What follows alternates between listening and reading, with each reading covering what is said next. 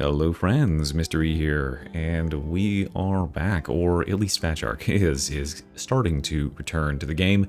There's a little bit of Sloptide news to go around here today, because we have a new event in the game. We have a new rotation that I think has a couple of good pieces in it, depending on your style, and we also have a few things to talk about as far as what I can expect Fatshark to handle when they return to the office, and what sort of time scale we're looking at for that, by the way, if you are uninitiated to the routine Swedish work schedule. So let's go ahead and begin with those Commodore's vestures over here.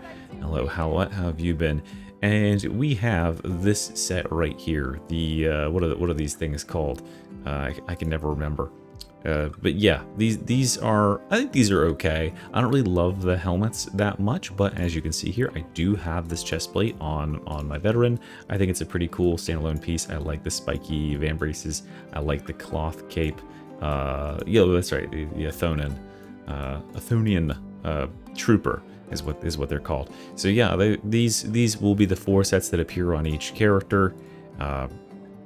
Take it or leave it, right? I think the ogryn is pretty dang cool as well. As you can see, I also bought the chest plate on him.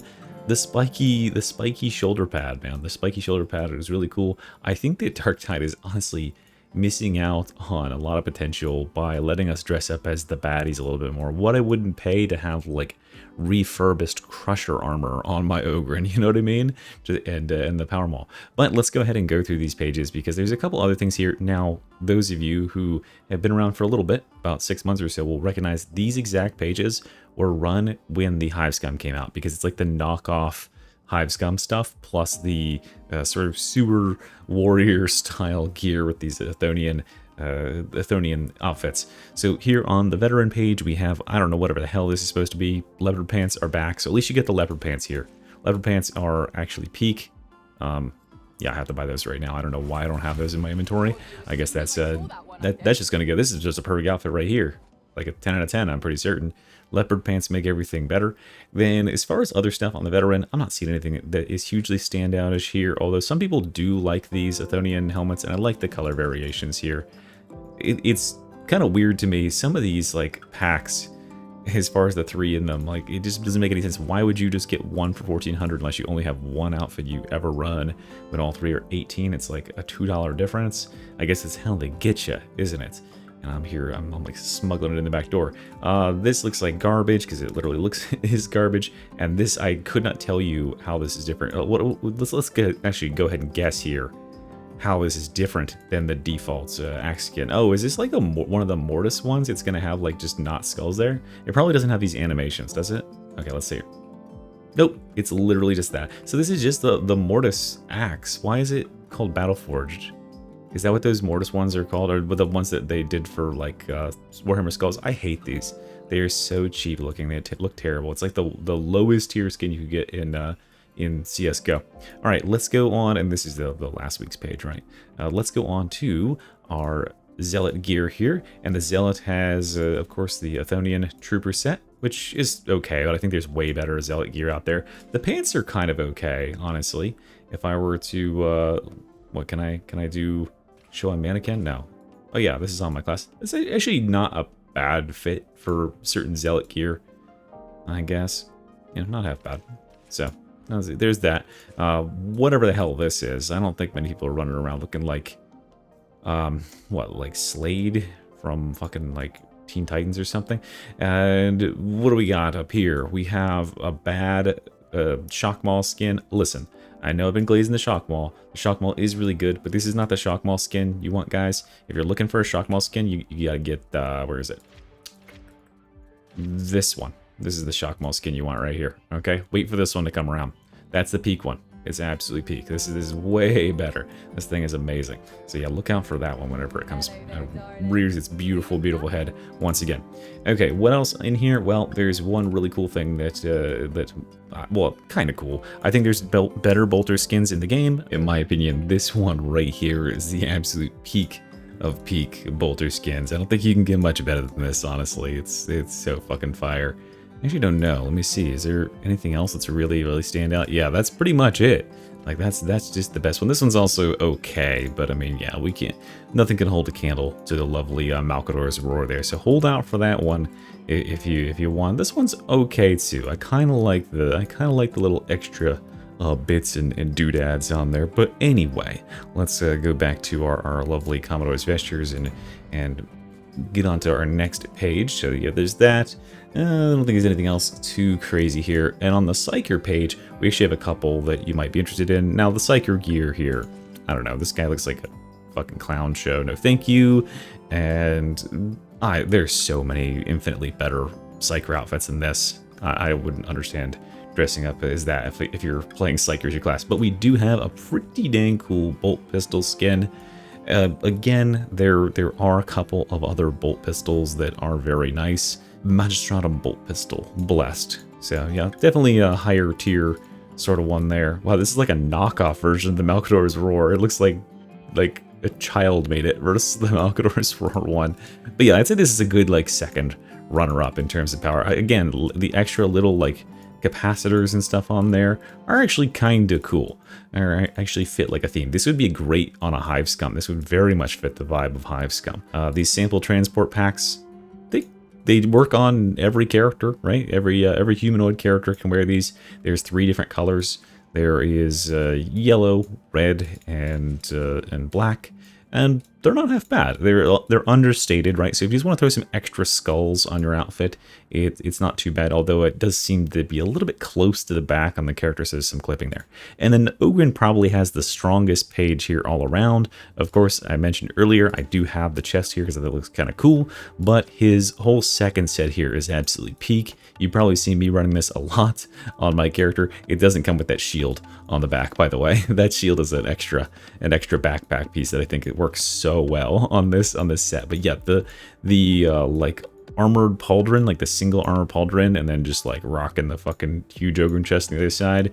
The leopard print pants. I'm not the biggest fan of the head saw blades, but you do you, okay? And then we have the weapons over here. Now this is, as far as I'm aware, the best Power Maul skin. It works so well. I mean, it goes 1-to-1 with this one right here, right? It's got the good black and white, or black and, that's not white, black and yellow stripes. Look like you're a piece of deadly construction equipment. And then right here we have a pretty nice looking grenade gauntlet. There's not too many grenade gauntlet skins to go around. In fact, let's actually inspect and see how many there truly are. If we go to our inventory, I don't think there's too many, so this might be one of the top tier picks, and they don't really come out with a whole lot too frequently there. Where is our grenade gauntlet? Here it is. Cosmetics. And by the way, if you're wondering how I'm scrolling through the cosmetics, this is called a Weapon Cosmetic View Improved mod or something like that. Yeah, so like literally almost everything else is recolors except for Crowd Suppression Gauntlet, which it's okay. I mean, it has a lot of like, you know, it has a lot of doodads and dangles on it. But honestly, I kind of like the orcish stylings of this one. What's this one? This one's like a little bit different, isn't it? They got like a couple different models on the handle there. But yeah, I kind of like the orc stylings in this one. I don't know why. It looks like something out of like Ratchet and Clank, doesn't it? It's a kind of cartoonized, especially like some of this looks like cell shading. So, yeah, I don't know. This one looks very cool to me. That's why I went ahead and got it. Duh. Okay, well that rounds out our a collection of the cosmetics. Of course, don't even get your hopes up there's anything new for the other characters. And about that, the fact that, you know, with the release of this Skitarii, they actually moved all these other characters to this second page called DLC catalog makes me and the fact that you default to this page, I think that kind of says to me that like this is supposed to be something that's always going to be there, but I wouldn't get my hopes up as far as it being refreshed. I simply cannot fathom why this is like the deal that they have struck with like Games Workshop. I don't know, because, you know, this could have been a massive character with Skitarii. They could have had so much profit. But hey, maybe it was like a deal that they negotiated like way back at the dawn of time, and so that's all they got for all of these classes going forward. But we did get some pretty okay ones, and the base cosmetics are pretty good as well. But that is just the long and short of it. Okay, now let's talk about the event really quickly. I mean, it'll be very, very quickly. So here is the event. It's called Heretic Raiders, and it's pretty much exactly what it says on the tin here. There are no ammunition, blitz, stim, or health pickups available in the mission. Additionally, no Medicaid stations are available, and I was kind of shocked to find that it doesn't mean there's no Medicaid charges available. It means that there is literally no Medicaid stations. They took the entire station out, and they took out every one of those yellow chests that normally have the drops in them. So yeah, at least you're not going around like opening chests for there to be nothing inside like you have in several previous event missions. And this is, as far as an event, to be honest, kind of boring. There's not anything super flashy here. It's gonna drop a guaranteed like health pack or ammo crate whenever you kill a boss, and there's a chance to drop stims and ammo and stuff from killing elites. So yeah, it's just kind of like whatever. It's very random because sometimes you'll get the drops early on and you'll have them, or sometimes you just don't. Like if you don't encounter a boss, you won't have any health packs. But for most players, especially players that are playing from Havoc, that are down here in like Damnation and Auric now just to grind out their challenge, I don't think it's going to be much of anything. But there is a very interesting concept here I wanted to just kind of talk about for a second. The idea behind this, I think I've talked about this in a previous video, maybe kind of recently even, is the idea of limiting the amount of player resources in this sort of way, where you do not have any pickups until a certain point in the mission. What if, instead of this like dropping when you kill enemies or whatever, what if maybe you do this in Havoc game mode or something where players are looking for this additional challenge? What if it was you spawned in and you spawn in with one med crate and one ammo crate, and all the ammo and blitzes you're going to have until you reach the halfway point in the mission. That's it. There would be no more looting, because there's already no looting in Havoc because there's no like diamantine or anything like that. So it would remove the looting element from the game entirely.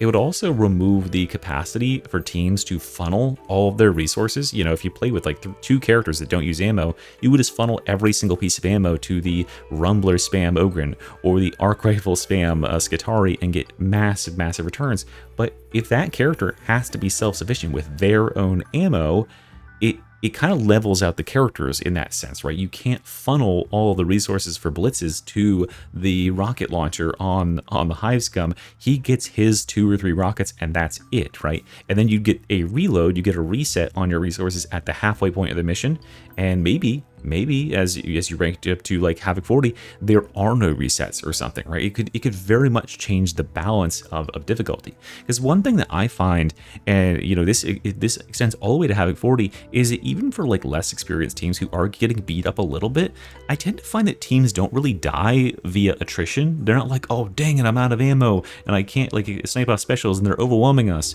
They're not like, oh man, like I've been getting chipped down, my health is getting lower and lower and we don't have any health to reset it. To me, it seems like almost every time you die, it's just being overwhelmed nigh instantly, right? You're just getting overrun and everybody goes down to like, you know, one shots or just gets blown up. There's no like recuperation of your HP that's lacking. It's just the fact that things like annihilate you. So what if it was rebalanced in such a way that like it becomes more of a war of attrition, where you do not have a way to recuperate your HP, where playing very carefully with your HP the entire mission long is valuable because you're not going to get that shit back. And if you die, if you go down, right, then you get picked back up and you're on your next wound, and you can't get that wound back either because there's no green stims in the level, or at least there aren't. Maybe they, like at the start of the mission there would be like a chest with all 4 colors of stims, so one player could pick each color if they wanted to. That could be kind of interesting. But yeah, having very limited resources like that and putting that stress on players that like, okay, we must ration this out because we have to make it this far in the level before we're going to get anything back.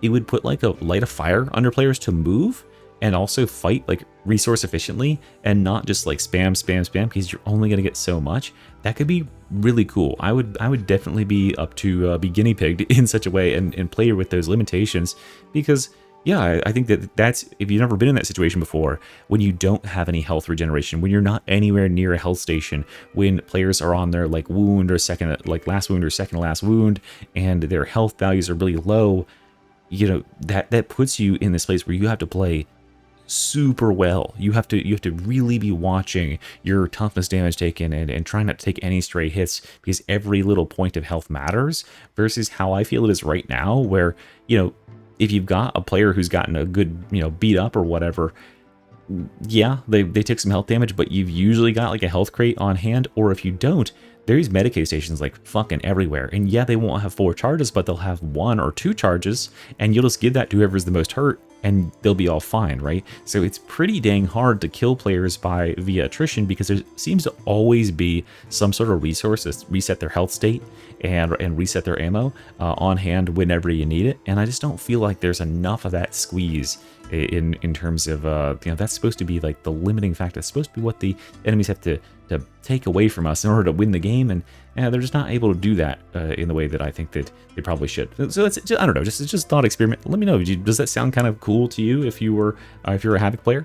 Now let's go ahead and talk about what I think they're going to do, Fatshark, that is, when they get back. And as far as when I think Fatshark will actually be back, and we might see that first new patch note for the season, it'd probably be about the time where this event will be wrapping up. Normally that kind of signposts it, so 2 weeks from now.